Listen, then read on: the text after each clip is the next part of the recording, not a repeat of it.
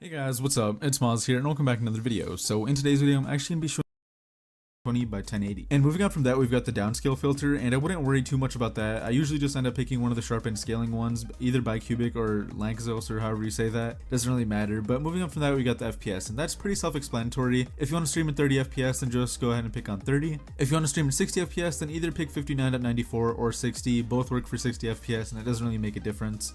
Now, since this is a beginner's guide, I feel like I should explain that 30 FPS is easier to stream with and it will help you if you have a lower bitrate, but 60 FPS will look way smoother, but you'll definitely need a higher end PC to actually be able to do that. So I'm just going to click 59.94, hit apply, and then from there we can actually move on to the output tab. So once you're here, the first thing you want to do is just make sure you change your output mode from simple to advanced. You're going to see a lot more options, but trust me, this is exactly what we want. Again, we're only going to be messing with the streaming settings, so we're not going to be going to the recording tab right here, but in case you are interested in normal recording, definitely check out that other video. So one thing I really do love about OBS is that it allows users to record and stream in multiple audio tracks. And these right here, like these 6 little buttons right here, these are what you call audio tracks, and that's helpful when you want to separate your audio for each audio track you have, whether that's your music, your mic, your gameplay, Discord, or really anything else you have going on. Now, although I don't really have to cover that since it doesn't have anything to do with the quality of your stream, I thought I'd still give a brief description. I highly recommend playing with it in your own time on a test stream or something, just so you know how it works and how beneficial it can be. Most people.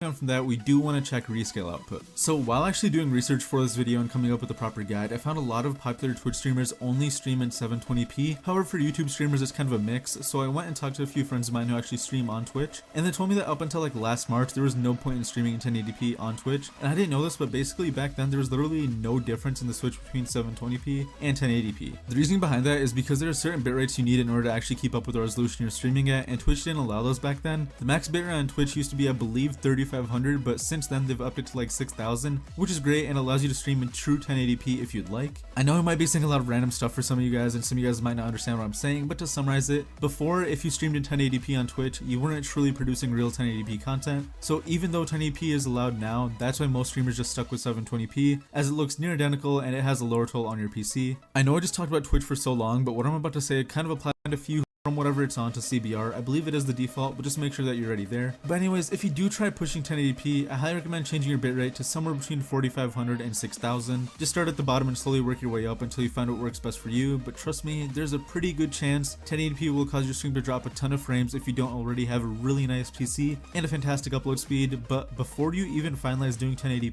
the majority of streamers but for a keyframe interval, you always want to is actually important as it allows you to improve your video quality even more than the bitrate does, especially if you're playing a game with a lot of animation like falling rain, light is very fast, and move your way closer to the slower side, but each time you bump it up, the slower it is, or fast or super fast, because that's going to result in a said before, it's just going to depend on how good of a PC, so I usually just pick the middle, which is faster, but really will do too.